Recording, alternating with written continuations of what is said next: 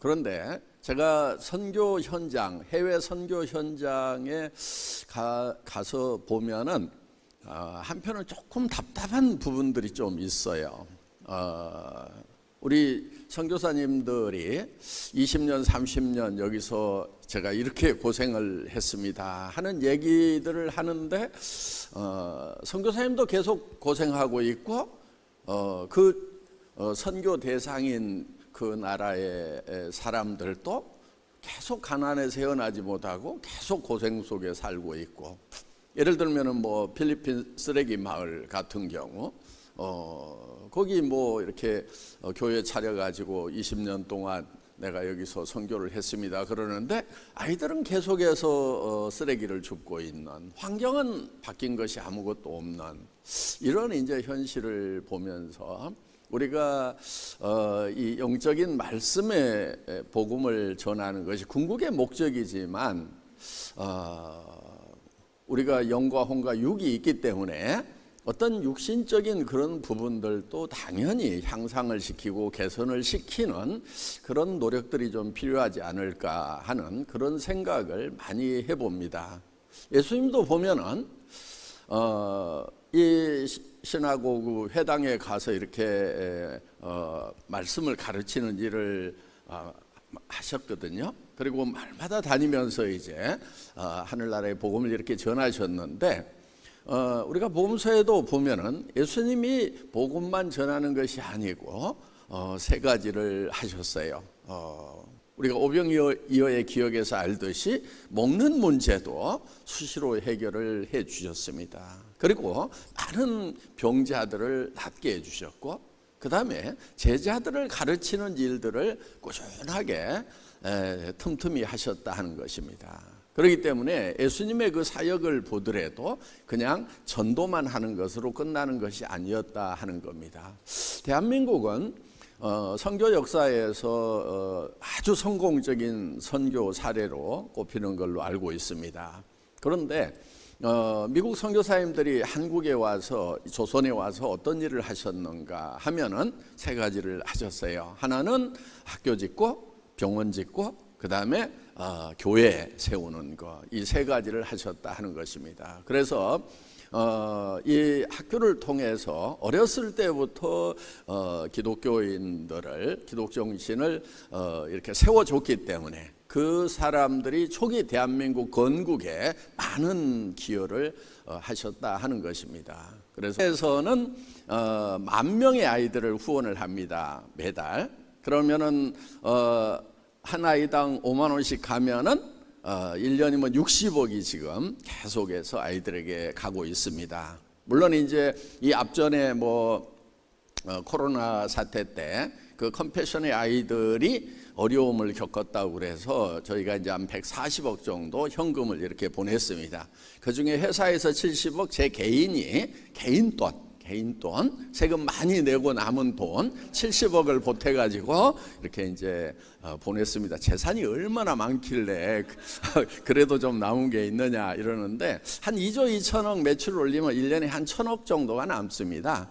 그 중에서 이제 뭐 한 200~300억 정도 이렇게 배당을 받습니다. 그러면 그 중에서 또 세금을 내고 뭐 이렇게 이제 남는 돈들이 좀 있습니다. 그래서 아직도 부자입니다.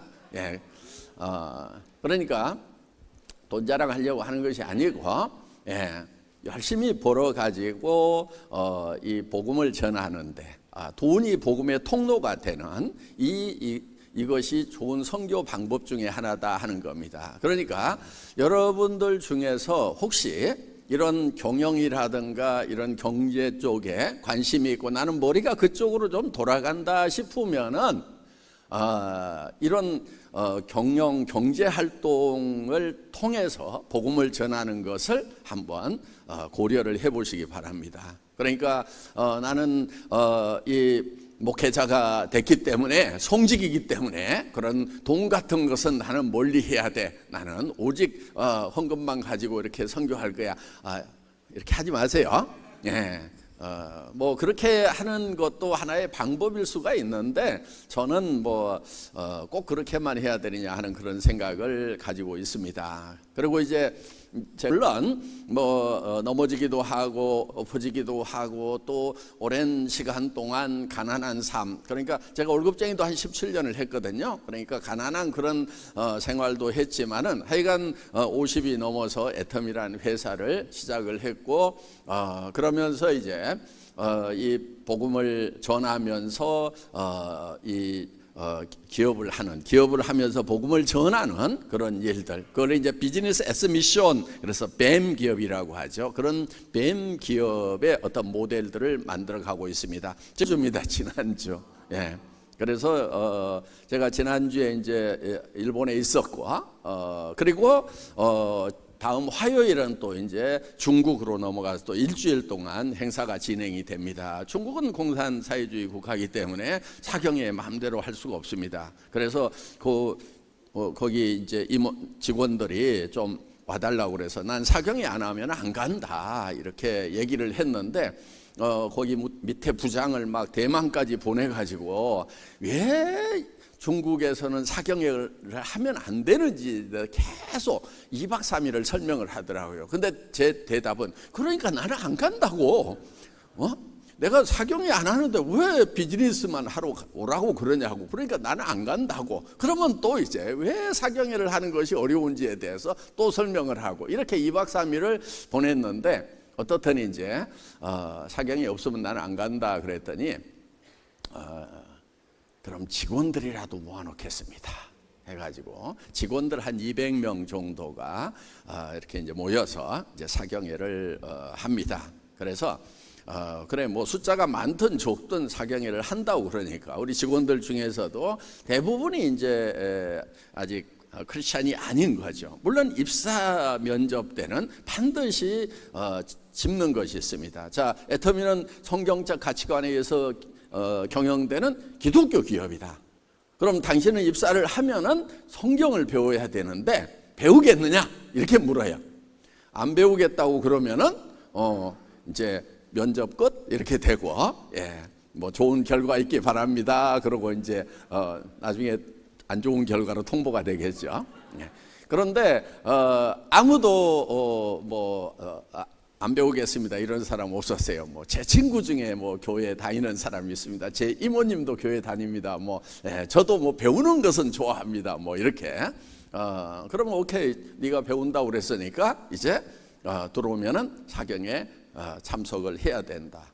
이렇게 돼요. 무슬림 국가도 마찬가지예요. 예, 히잡 쓴 여직원들 이렇게 면접할 때도 당신 무슬림인 줄 아는데 애텀이 들어오면 성경을 배워야 되는데 그렇게 할 수 있겠느냐? 예, 다 예스더라고요. 예스 안 하면 입사가 안 되니까 저는 그렇게 해서 그러면 이제 조건부로 입사를 했기 때문에 복음을 전할 수가 있다는 겁니다. 누가 일본에서도 저도 깜짝 놀랐어요.